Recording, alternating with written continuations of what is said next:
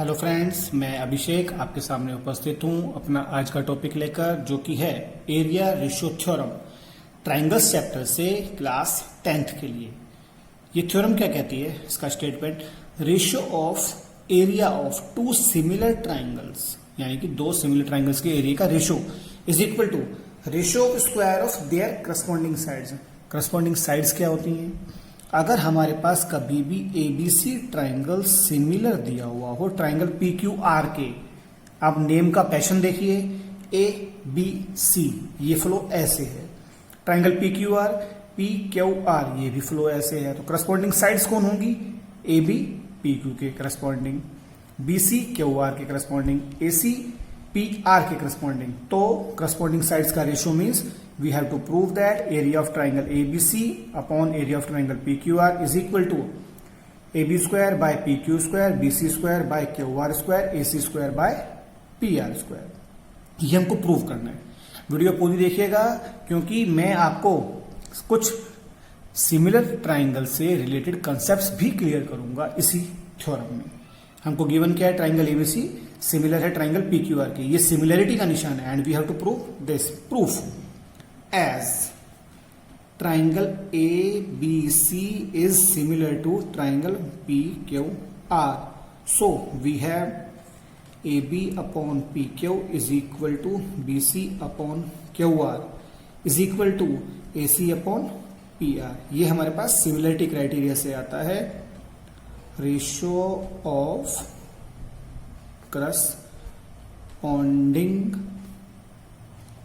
Sides are equal in similar triangles।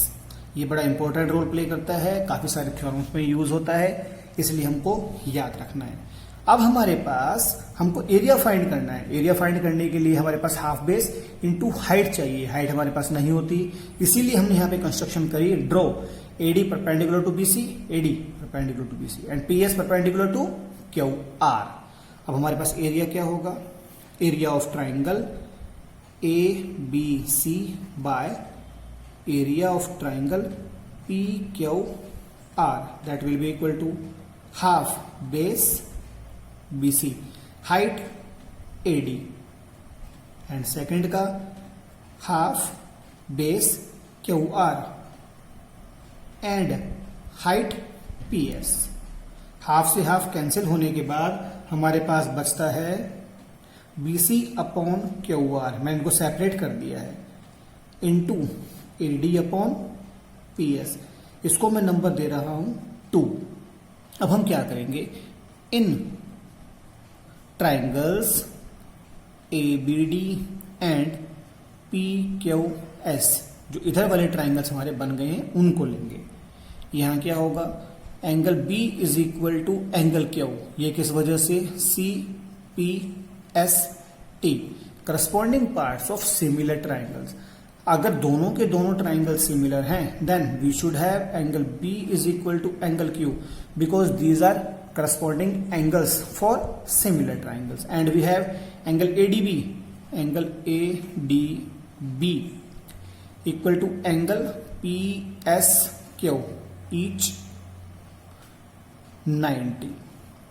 दो angles equal हो गए। This implies that triangle ABD is similar to triangle PQS because of the reason two angles are equal, so angle similarity, दोनों equal हो गए।